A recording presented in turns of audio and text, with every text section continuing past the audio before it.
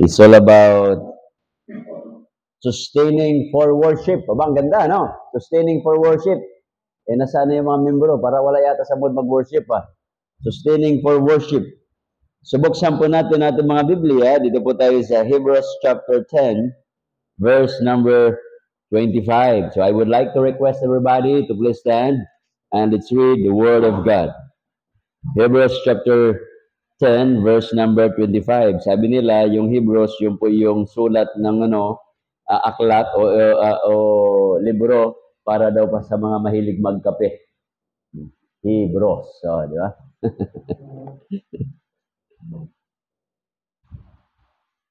Kita nyo na, mga kapatid? Okay, basahin natin. Ready? Read. Not forsaking the assembling of ourselves together, as the manner of some is, but exhorting one another, and so much the more, as you see the day approaching. Tayo po ay manalangin, our Heavenly Father. We thank you so much for this morning. Thank you for your love. Thank you for your care. Thank you for the new life that you have given us. Thank you for the opportunity that we could able to worship you this morning. Thank you also for the strength that you have given us. I pray, dear Father, that you are going to forgive us from all the shortcomings that we have. At dalayan ko rin po yung mga kapatiran po who are on their way going to this place. Guide them that can come and join the services this morning. All these things, I ask and pray in the name of our Lord Jesus Christ. Amen. Okay, please be seated. Ang sabi po ng binasa po natin, not forsaking the assembling, yung pagtitipon, coming together of ourselves together. So dito, so we come to church, this is coming together for what intent, for what purpose? So we came here for what? Brother JC, ba't ka nandito? Okay, maglingkod sa Diyos. So nandito tayo dahil gusto natin na paglingkuran ng Panginoon. Kaya ang tawag nga sa ganitong gathering is Divine Worship Service. So nandoon na yung pananambahan, nandoon na rin yung paglilingkod natin sa Diyos, okay? So what is meant by sustaining the worship of the church? Anong ibig sabihin nito? Sustaining the worship of the church. It means to attend church. Ibig sabihin, a-attend tayo sa pananambahan. Okay? So dapat, yung iba wala pa. What is involved in worship? So ano bang meron sa pananambahan? Bakit tayo we come together and we attend? Kasi nga, una-una tanungin natin, what is worship? Worship, ang Hebrew word nito is to bow down, to reverence. Ito po yung makita natin sa diksyonaryo, no? To bow down, di ba? Pag mga tatanda, nag-ano tayo, sa atin, Pilipino tayo, nag-po at opo tayo, di ba? Opo, oh. Sa mga Japanese, di ba? Sila po ay nagbabaw, oh. Sa mga Thailander, ganun ba? Oh, ganyan. May ano pa, may ganito pa, oh. Pag ganito, parang ka-level mo lang. Pag ganyan, medyo senior sa'yo. Pero pag gano'n, ibang usapan yon. Ibig sabihin noon, highest person or being, okay? In practical sense, worship means giving God what is due to Him from the creator to the creature to the Creator. It is giving glory to God. Sa pagbigay ng glory sa Panginoon. Bigay tayo ng kalwalatian. Kaya nga may kanta yung sa Cebuano. Og matag Domingo, mulugsong aron mo simba, magampo sa Ginoo, aron taga-agrasya. Oh, ibig sabihin mag-pray sa Diyos para bigyan ng pagpapala. Unya pagkahuman. Unya pagkahuman. Ano yung palengke sa Bisaya? Palengke sa Bisaya? Unya pagkahuman, sa merkado kami mamahaw. Og ang dala namong mga, di ba, mga yung dala-dala nila ng mga gulay, prutas, ibibita nila doon. No? Ang point dito, yung mga tao, yung kanta na yun, ang mga tao sa kabundukan, sila po ay pupunta doon sa, sa Kabiasnan upang sila ay manambahan. Kasi wala naman mga simbahan doon sa bundok eh. So pupunta sila every Sunday. Kumbaga, yun yung kanilang outlet na rin, pamasyal nila, sabay na yun. So nandoon sila to worship God. Magbigay ng papasalamat. Aksipin nyo, may kanta tayong Cebuanong ganyan, So maganda. Ano pa ba din? So na-address natin what is worship. Pangalawa, God's agency for worship. Ano ba yung agency ng Diyos for worship? Number 1, makita natin sa Ephesians chapter 3, verse number 21. Okay, Ephesians chapter 3, verse number, pag sino nakakita mauna ay pakibasa. Oh, tayo ka, Brad. Unto him the glory in the church by Christ Jesus throughout all ages, world without end. Oh, kababasa lang natin, reverence eh. Bakit mahalaga tumayo pag nabasa ng Biblia? Panahon ni Nehemiah, tayuan sila eh. When the word of God is being read, tayo. Respeto yan. Di ba? Pag tinawag natin, tawagin natin ang ating kagalang-galang na kapitan. Di ba? Ganon. Oh. Kagalang-galang na mayor. John Kent. Tatayuan yung mga tao. Pambihira. Oh. So may pagalang. Pinatayo nga lang yun. Tumayo na tayo. How much more the Word of God? Okay. So ano ba? Ano sabi dyan? 3:21. Unto him be glory in the church by Christ Jesus throughout all ages. So yung kaluwalhatian ng Panginoon is nasa church. Kaya mahalaga, if you want to give glory to God, be in the church. You should be in the will of God. Kaya minsan, maraming mga Kristiyano, kagaya po nung may barilan sa isang mall, natamaan yung Kristiyano. Nang bala, stray bullets, di ba? Tamaan siya. Dinalaw ng pastor sa ospital. Ang tanong niya, pastor, di ba ang Diyos ay everywhere? Okay na, ang galing, bakit hindi niya ako prinoteksyonan? Bakit wala yung protection ng Diyos? Anong sagot ng pastor? Wala ka sa wala ka sa tinatawag na geographical will ng Panginoon. You are out of geography. Pag linggo, ang geography mo, dapat nasa bahay-sambahan ka. Bakit pananambahan? Nandoon ka. Bakit ba? Dahil mayroong sale doon, nahabulin mo? No. Go to church first. Okay? So yun po yan, mga kapatid. Another one.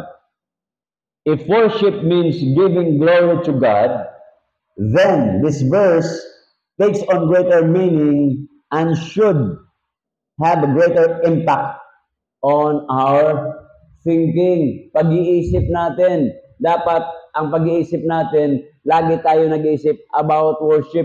Linggo na naman, pananambahan. Hindi yung linggo na naman. Nagyadali. Ibig sabihin nito, Saturday pa lang, you have in mind, you prepare your mind, you prepare your heart, that tomorrow is Sunday. It's exciting day, di ba? It's worship day. Hindi yung, linggo na naman. Mira. Sermonan na naman ako ni Pastor. Hindi ganoon. Ang sermon, kaya nga sermon yan eh. It's not intended personally for you. The Holy Spirit will talk to you. So yung preachers natin dito, gagamitin ng Diyos yan to deliver the Word of God. Wala naman sigurong preacher, wala naman sigurong pastor, pag nag-prepare siya ng mensahe, ang iniisip niya, naku, ito si Danica, papatamaan ko to. Walang ganon. Bakit? Si Danica lang ba ang memoro rito? Okay, nobody will do that. So wala po mga kapatid. Yung preacher naman, yung mga ngaral, yung pastor, ang gagawin niyan, kung ano yung need ng tao. Majority. Ano bang kailangan? Amen ba mga kapatid? So yun po yan.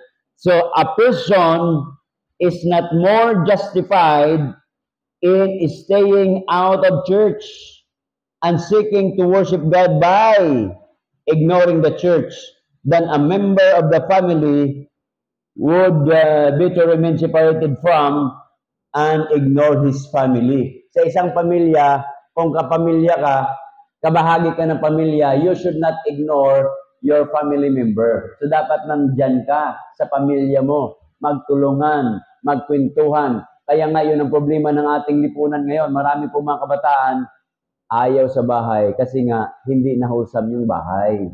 Hindi na nakakausap si nanay, hindi nakakausap si tatay, yung mga kapatid busy na. Oh. Isipin nyo yun. Sabagay, nangyayari sa akin yan eh. Yung busy ka lagi. Alis ako ng umaga, uwi ng gabi, mga 11. Hindi ko nakakausap yung mga anak ko. Oh. Pero reklamo yung mga anak ko. May tatay nga kami, hindi naman makausap. Bihira, no? Mahirap din pala yun. Okay? So, the same. Kaya, tayo as a church, pag hindi ka nagsisimba, you are ignoring your family as a church. Doon sa bahay, if you will not participate in any conversation, you will not participate in any work, you are ignoring your family. Okay? So yun po yan naman. The church is God's appointed place and agency for public worship on the earth. The church is not a man-made institution. Hindi po ito, ako ang nagtayo. I am not the founder of this church. Hindi ho. Ang founder po nito, ang Panginoong Jesucristo. Okay? No pastor can claim that he is the founder of the church. Because 2,000 years ago, sinabi ng Panginoon, I will build my church. What is the role of the pastor then? Tinawag yung pastor to start the work. But the pastor cannot save that person. The pastor cannot bring people to the church. The Holy Spirit will the one to guide you. Kaya kayo nandito, ginaguide kayo ng Panginoon to come to church. Okay? Yun po yan, mabudod. It is God founded, God ordained, God blessed. Ay yung mga lesson na yan na tinatype ni tawag dito, ni Princess. Ilalagay din niya dyan sa natin, sa group chat natin para you have your own, yung copy for that. Okay? Yung mga lesson natin. Para makita ninyo. Pero pagdating sa bahay, may mga Bible study kayo, you can use that one in your own Bible study. You can use that one para doon sa tawag doon sa inyong mga disciple ninyo. Yan po yan, brother. Okay. Another one. This would exclude. Exclude, tama? This would exclude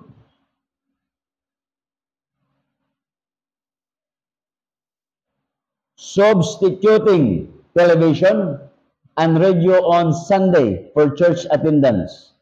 Yung iba, laging online. Mga kapatid, face-to-face na ho tayo.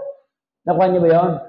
Hindi ibig sabihin, Pastor, kaya hindi po ako nakaka-attend kasi po nag-online po ako.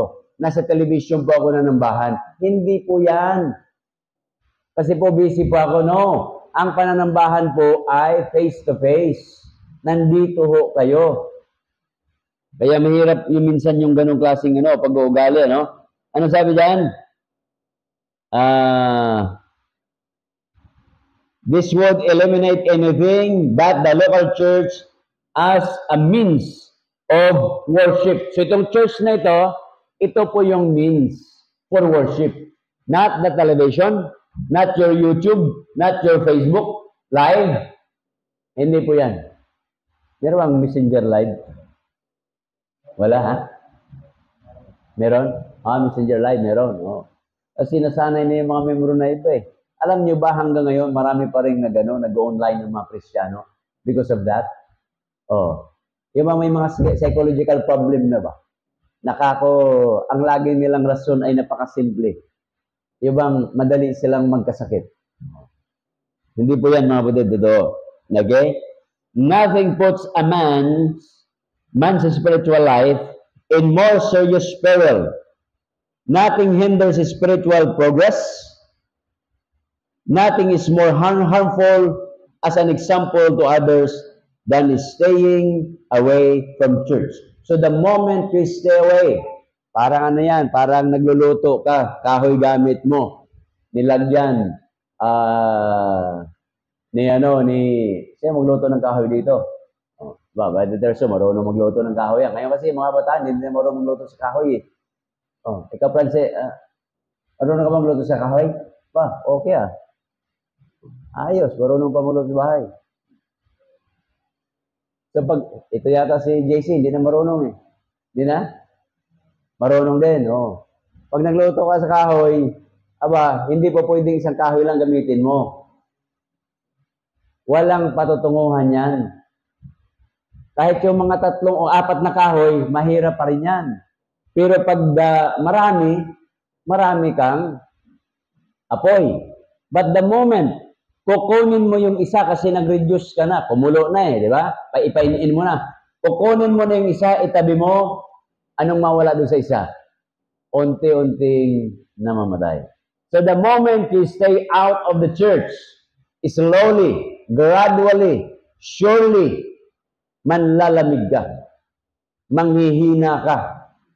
At yun yung tinatawag na simula ng pagbabackslide ng mga Kristiyano. Kaya wag niyong bigyan ng opportunity yan. Pagkakataon, window, babutas. Okay, Roman numeral number 3. Importance of attendance. Bakit po mahalaga yung attendance? Alam nyo, dito walang nag-check na attendance natin eh. Wala. Bakit? Napunta tayo dito by our own will. Nakuha nyo ba, Dad? Nobody force you. Pinorse ka ba ng nanay mo? Magsimba ka. Danica, pinorse ka ng nanay mo?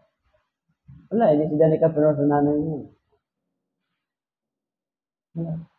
Diba? Ikaw, Ricardo, pinorse ka ba ng tatay mo? Wala din. So, ha?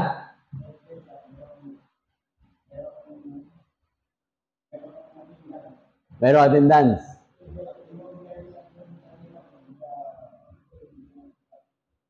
Yun na ngayon iniisip ko kanina habang nagtutupi ako dyan eh. Sabi ko, dapat pala meron tayong care ministry sa church. Pagka ikay absent, yung care ministry, yun po yung magpapalo up sa'yo. Bakit ka wala sa simbahan? Di ba? Iti-text ka niyan. Puwapasyalan ka niyan. Bakit hindi ka nakarating? Natisod ka ba sa akin? Natisod ka ba sa preaching ng pastor natin? Di ba? Natisod ka ba sa mga membro? Yun po yan. Kaya dapat yun ang gawin natin sunod. Care ministry. Merong mag-alaga. Kasi baka kako na ospital yung tao, may karamdaman, may problema, hindi nakapag-church. Walang involvement yung church. Nakuha niyo, kapatid? Wala palang pamasahe, walang panggasolina, kaya hindi nakapagsimba. Ayos yun. Walang panggasolina para hindi makapagsimba. Okay? Noong araw, maglalakad lang yung mga tao eh. Ang layo ng nilalakad ng mga tao. Ngayon, problema na. Pagka ang bahay mo ay halimbawa, sa labasan ng bahay mo, maglalakad ka punta rito. Mahirap na yan, Sa init. JC, sumasakay eh. Maglalakad ka ba minsan, JC, palabas? Hindi. Ha? Ayaw lang. Ayaw na natin maglakad sa sobra kasing init eh. Baka mahilo tayo. Yun ang problema sa Pilipinas. Sa init, nagiging tamad ho tayo. Nakuha niyo, kapatid? Sa ibang bansa, napakalamig. Pag hindi ka gagalaw, mamamatay ka. So, kinakailangan mong galaw-galaw. Gumalaw ka. Okay? So, ito po yung kalagahan ng pananambahan. The importance of attendance. When a wolf was looking for a nice, fat sheep for supper, he never attacked the flock as a whole. Yung wolf, hindi yan atake sa kabuuhan. Okay? Anong gagawin niya? He looks on an independent sheep who was separated himself from the rest of the sheep. Kung sino yung nagsusulo, nag-iisa, lonely, naliligaw, mahina, yun po yung kanyang aatakihin. So the moment, mga kapatid, the moment, nagsusulo tayo, nangihina tayo, doon magsimula yung atake. Aatakihin tayo. Kaya nga, ang term na ginamit yan fiery darts. Titirahin ka. Okay? Yun po mga kapatid ang gagawin. So, ano nangyari dyan? Jesus is the best example. Luke chapter 4, verse number 16. Pakibasa. Sino magbasa? Dali ka, pakibasa. Luke chapter 16, chapter 4, verse 16.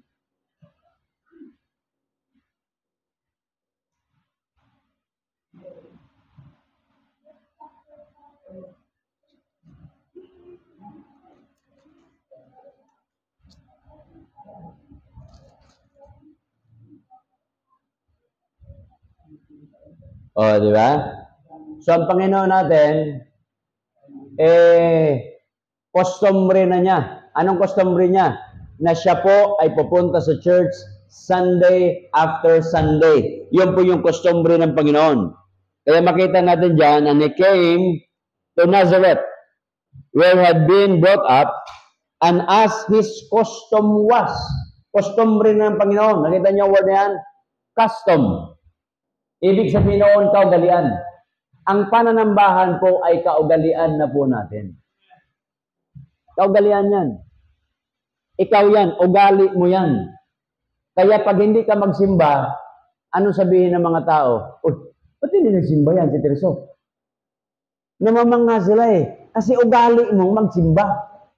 Tapos hindi kayo magsimba, itichismis ka ng mga kapitbahay mo, ba't hindi nagsimba yun? Sipin mo, sikat ka sa paligid mo. Pag nagsimba ka, hindi ka nila papansinin. Kasi nga po, ugali mo na yon. Pero pag the moment hindi mo gagawin yan, nabanggit ko sa inyo, yung unang membro ng Paide, pupunta ng simbahan yan kahit nasuntok ng mister. Sipin nyo, putok yung bibig, magsisimba. O nangyari siya, kapatid? Nasuntok po ako ni Mr. Pastor bakit? Kasi po, ayaw ko magpaawat magsisimba ko wala namang ginanito rito Wala namang nasuntok Minsan may black eye pa. Ano nangyari dyan?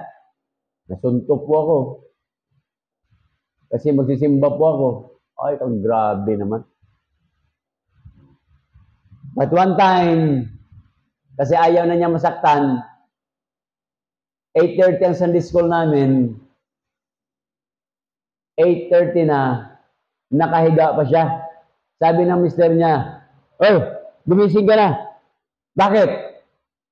Di ba pupunta ka na simbahan niyo, may Sunday school kayo? Sipin mo, yung mister na yung nagtutulak sa kanya. Sinipa siya ng mister na, natayo siya kagad Bis, dali-dali, walang kain-kain, diretso simbahan Kita mo yan, inoobserbahan lang tayo ng mga tao, mga kapatid. People are observing us. Yan po yung katotohanan yan. Okay? So, ugali. Kaya dapat kayo, customary nyo na, ugali nyo na, Sunday after Sunday, mananambahan. Okay? Yun. The early Christians followed suit. Ano yung sabihin nito? Tama ba yung word na, verify ko yan, Baka mali yung pagkasulat ko at mali yung pagka-type.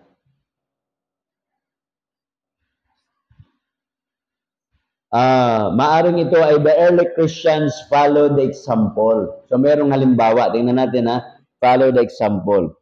Acts chapter 20, bakibasa Franklin, 20 verse number 7.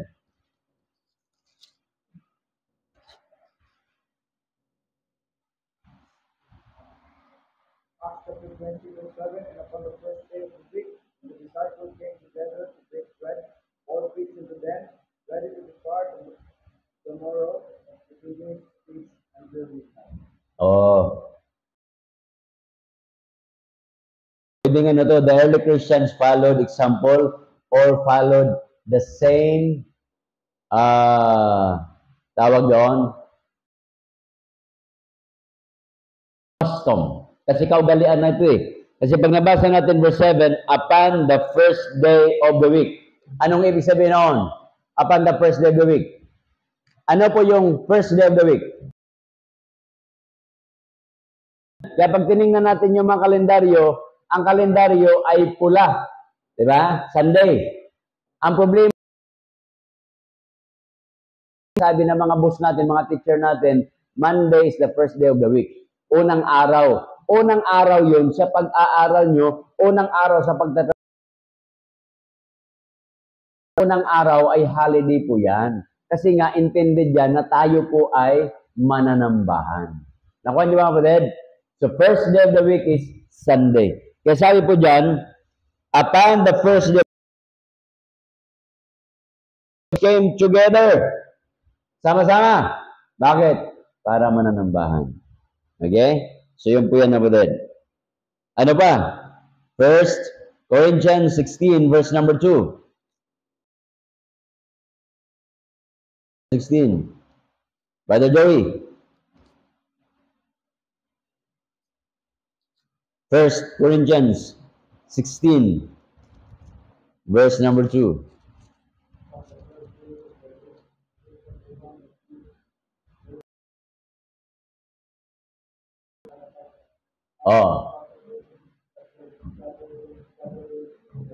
Maliwanag po, mga kapatid. Ang sabi po dyan, upon the first day of the week, let every one of you lay by him in store, as God prospereth him. So, ang linggo pananambahan, linggo rin yung magbibigay tayo ng ating mga tithes and offerings. Kalagay niya, no?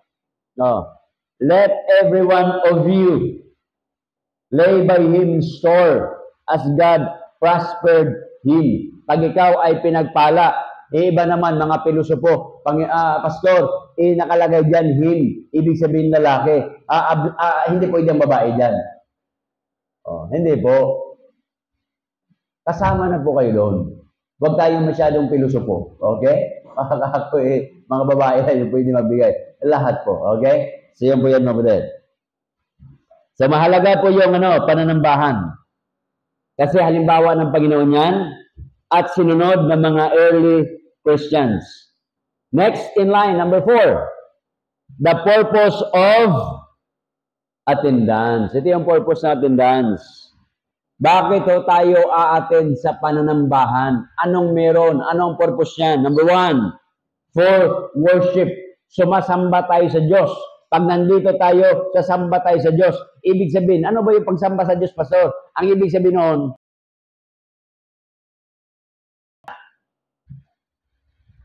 bakit ka nga pumunta sa lamisa, JC? Kakain ka, nasa lamisa ka eh. Ngayon, mali na ang mga tao. Pag pumunta sa lamisa, nagsiselfone na. Di ba? Nagiging bastos na tayo. Nakuha niyo ba yun? Nagiging bastos tayo kasi nga habang nasa lamisa, alam niyo yung ugaling Japanese gusto ko. Kasi meron silang pahalaga sa pagkain nila. Ang Pilipino kasi bibili ng drinks, halimbawa, drinks o kaya pagkain, burger, whatever.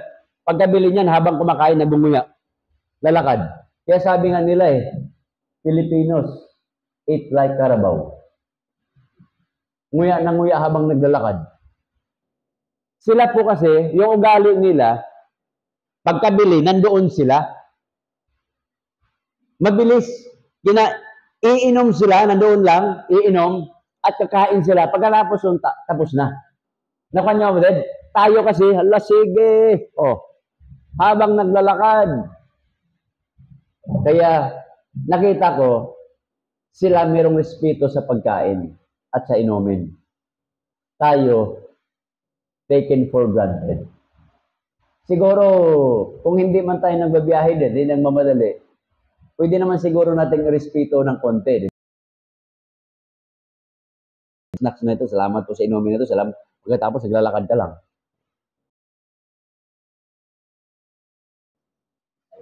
Oh, okay ba yun, mga kapatid? Mas maganda yan, di ba? Mas maganda ugali yun eh. Bakit? Hindi naman mawala. Danica, ilang minuto ka kumakain ng burger? 10 minutes? 10 minutes? Burger lang, 10 minutes? Ha? Ilan? Ha? Burger, 3 minutes? Grabe ka naman. Franklin.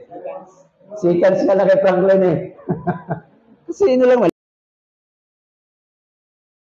Kung totoosin, mga... Nagutom tuloy ako. O di ba, mga 4. So sabihin natin, from 1 minute to 3 minutes. Yan, di ba? Hindi naman kawalan yan eh.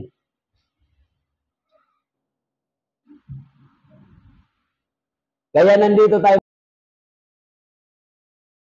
Malapit ka sa lamisa para kakain ka.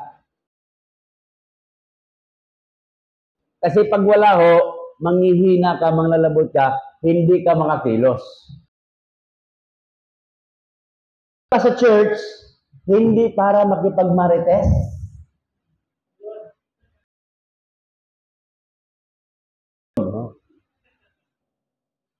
Hindi para mamuna ng mga membro. Hindi. Nandito ka kasi nga pahalagahan mo, namnamin mo yung salita ng Diyos. Pinapakain mo yung kaluluwa mo. Yun yung ha? Pag-plus mo kundi ano? Matthew 4 verse 4. Oh, basahin natin. Ready? Read. He said,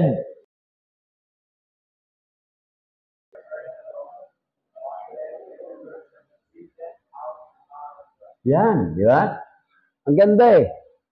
Hindi lang sa tinapay nabubuhay ang tao. Hindi ho. Alam nyo ba, pag kayo po ay hindi kumain, tubig lang, mabubuhay pa kayo? Buhay kayo. Pero pag kumain ka ng noodles lagi, umaga, tanghali, gabi, sa loob ng isang buwan, may tendency mamatay kayo. May tendency. Subukan nyo yung aso nyo. Pakainin mo ng bitsin, ayaw. Yung bitsin, lagyan mo. Kahit magic sarap, lagay mo doon. Ayaw niya. Pero gusto natin yan. Kasi namamagic yung sarap, di ba? Pero yung aso, ayaw. So, ibig sabihin, yung instinct natin at saka instinct ng hayop, magkaiba. So, ito mga kapatid. So, worship. So, nandito tayo, kakain tayo ng salita ng Diyos. Pinapakain natin yung sarili natin. Kaya, ibig sabihin, pag nasa lamisa ka, aba, o, di ba? Nung nakaraan, pumunta tayo sa Vikings. So, yung mga alangan naman ang kakainin mo lang doon. Maghahanap ka, dami ng pagkain. Wala bang tuyo rito? Ang bihira. Yung wala ang hahanapin mo. Hindi po pwede yun. Ang kakainin mo, yung mamahalin. Kasi nga, nagbabayad ka ng mahal. Kung may tupa, kakain ka ng tupa. Pag may buaya, kain ka ng buaya doon. Kasi nga, wala sa market yon. Yung ibig sabihin na kainin mo, yung hindi mo pa natikman. Yun, mga lobster. Sila, kumain sila. Ako gusto ko, kaso lang, baka ma-hospital ako eh. Nakuha nyo? So, it's another thing. Baka ma-hospital ka. So, wag mong yun. Okay? So, papakainin mo yung iyong kaluluwa, mga kapatid. Papakainin. Busugin mo. Kaya pag nandito tayo for worship, busugin mo yung spiritual mo. Kaya pag nasa lamisa ka, may pagkain dyan, kaya kakakain para busugin mo. Sabi nga ng kasabihan Pastor, paano po malaman na ikay busog na? Di sinagot ko. Paano malaman kung busog ka na? Pag pinitik mo yung noo mo at saka tiyan mo, pag nagkaparihan na, yun. Biro lang yun. Okay, another purpose. Lapit na tayo. Purpose for attendance. One is for worship. Pangalawa is for fellowship. Nandito tayo. Kaya pag nandito tayo, mga kapatid, makipag-fellowship kayo. Huwag yung lagi mo lang katabi, yun lang yun. Mamaya, mababanggit ko yan. Hindi lagi yung katabi mo, yun at yun lang din yun. Yung kaibigan mo, yun at yun din yun. No. Yung kagrupo mo, yun at yun lang din yun. Hindi po, mga kapatid. And last, for instruction. Nabibigyan tayo ng instruction sa church. Last verse, 1 Timothy 3:15. Okay, 1 Timothy 3:15 as we close. 1 Timothy chapter 3 verse number 15. Okay, anong sabi po dyan?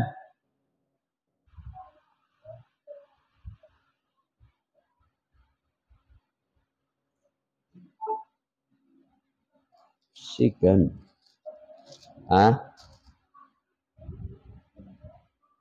Second po ito. I'm sorry. 2 Timothy 3:15. Nagkamali lang siguro.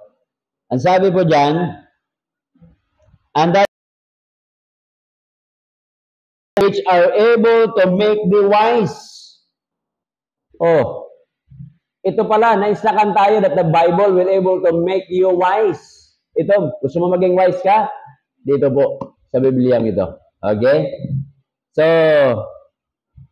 yung huli po, mga kapatid, why most people will not sustain scriptural worship? Bakit? They have no love or they have little love for the church and the people and the Christ who died for the church. Most excuses people give are only smoke screens or falsehood. Ibig sabihin nito, yung mga excuse nila, mababaw lang yan. So, hindi po ako naka-attend ng church kasi po may pasok po ako. Kaya hindi po ako time, hindi po ako nakagising. Masama po pakiramdam ko. Ang dami po kasing labahin. Wala pa akong oras.